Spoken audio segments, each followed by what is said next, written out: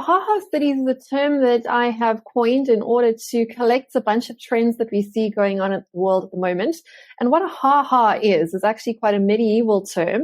And what happened was wealthy landowners would dig a ditch around their property rather than putting up a wall, which would spoil the view, in order to keep, inconvenient peasants and poor people from, straying onto their beautiful properties. That's a HaHa. So it's an upside down kind of a wall. It's a hole, it's a ditch. It's almost like a moat, but without water inside it.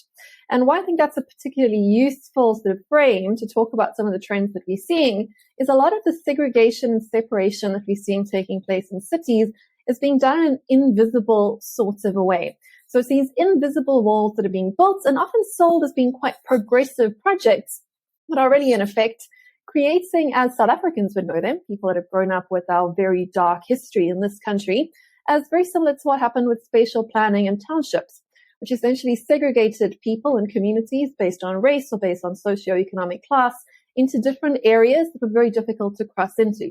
Now, in the South African context, we don't obviously have actual checkpoints and walls, but a lot of those rules were actually put in place under the guise of progress and also not being very explicit about building those walls.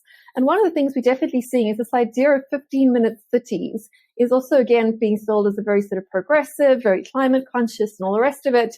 I'm not diminishing that at all. The idea of being able to use less motorized transport does, of course, have an impact on the amount of carbon that a city puts out.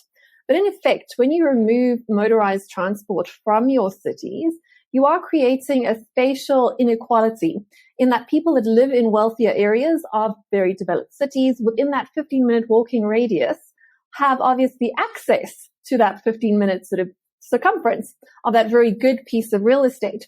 In effect, what it does is it creates these barriers in terms of cost and in terms of inconvenience to keep outsiders out of your communities. Now, this is a concept that, of course, city planners have known for a very, very long time. Everything from like NIMBYism, which is like not in my backyard. And I think there's a case now in the United States where some, again, quite progressive community bodies, at least that's how they position themselves, have blocked the building of high-density residential apartments because it was going to obscure the view of their dog park. It was going to cast a shadow onto their dog park. And we see a lot of these sorts of things, sort of invisible boundaries that separate certain communities from each other.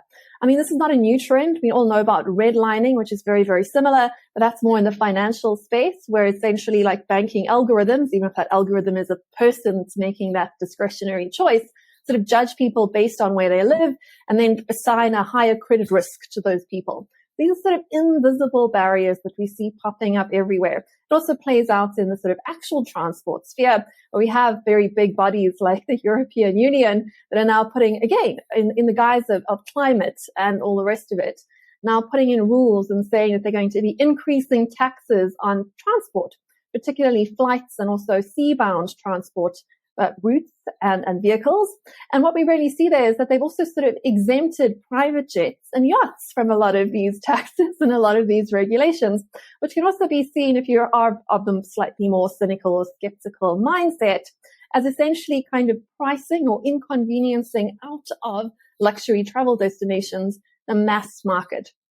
It is something that we see quite a lot of. I think it's an interesting trend to follow, and we start to interrogate perhaps the unintended consequences, because a lot of what I'm saying can be taken very, very cynically, but also a lot of these things happen accidentally. People don't think of the human consequences of their very utopian projects. And this, of course, is one of those classic curses of any sort of city planning, utopian society building ideas, in that quite often our best laid plans have quite dark consequences when we start getting into them.